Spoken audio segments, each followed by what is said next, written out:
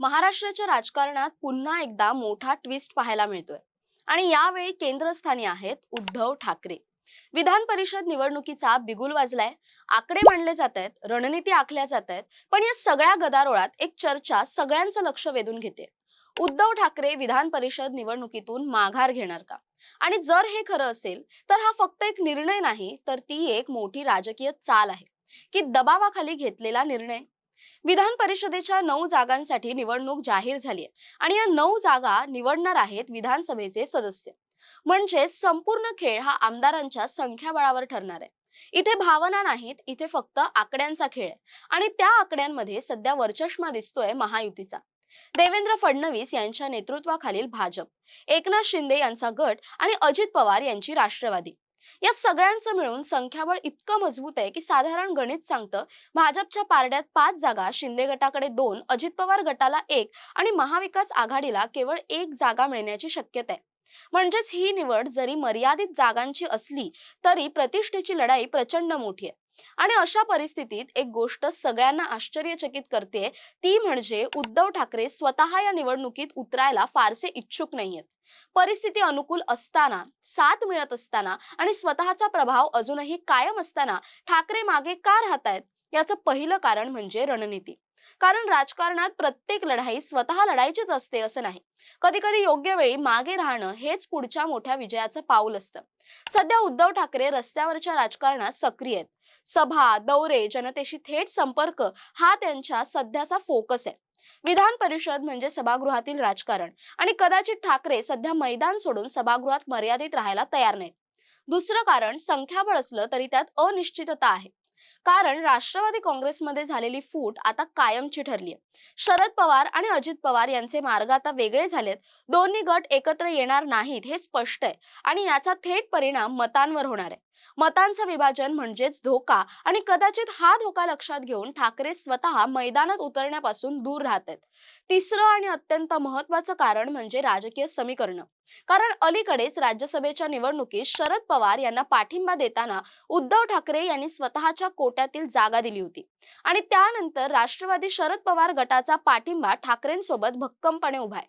राष्ट्रवादीचे 16 आणि ठाकरे गटाचे 20 असे मिळून 36 आमदारांची ताकद त्यांच्याकडे. म्हणजे परिस्थिती अनुकूल आहे, पण तरीही ठाकरे मागे राहतात.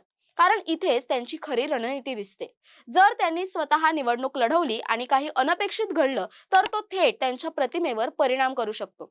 पण जर त्यांनी दुसऱ्या नेत्याला संधी दिली तर पक्षात नवीन चेहरा पुढे येईल आणि स्वतः रिस्क पासून दूर राहता येईल. म्हणजेच हा निर्णय एकाच वेळी दोन गोष्टी साध्य करणार आहे. आणि म्हणूनच आता चर्चा सुरू झाली आहे, जर ठाकरे नाही तर मग कोण? इथे अनेक नावं समोर येत आहेत आणि ही नावं फक्त नावं नाही, तर प्रत्येक नावामागे एक वेगळी ताकद आहे. सुषमा अंधारे आक्रमक, मुद्देसूद, फायर ब्रँड शैली, सभागृहात सरकारला थेट भिडण्याची ताकद असलेल्या नेत्या. वैभव नाईक कोकणातील मजबूत चेहरा, कट्टर शिवसैनिक, ग्राउंडवर काम करणारा नेता. पण याच बरोबर काही अतिशय महत्त्वाची नावं चर्चेत आहेत जी गेम बदलू शकतात. अंबादास दानवे, विधान परिषद विरोधी पक्षनेते पदाचा अनुभव, मराठवाड्यातील प्रभावी नेतृत्व, मुद्देसूद, आक्रमक आणि ठाकरे कुटुंबाशी अत्यंत एकनिष्ठ म्हणून ओळख. विनायक राऊत कोकणातील फायर ब्रँड नेता, राणेंच्या बंडानंतर आणि नंतर शिंदे यांच्या बंडातही ठामपणे ठाकरेंसोबत उभे राहिले. खासदार म्हणून अनुभव आहे आणि संघटनात पकड आहे. राजन विचारे सध्याच्या घडीतला शिवसेनेच्या सगळ्यात अनुभवी चेहरा. विशेषतः शिंदे यांच्या बंडानंतर ठाण्यात उद्धव ठाकरे गटाची प्रचंड पडझड झाली, पण त्या परिस्थितीतही राजन विचारे आपल्या कुटुंबासह ठामपणे ठाकरेंसोबत उभे राहिले. लोकसभा आणि विधानसभेला पराभव पत्करला तरीही शिंदे गटात जाण्याचा मोह टाळला.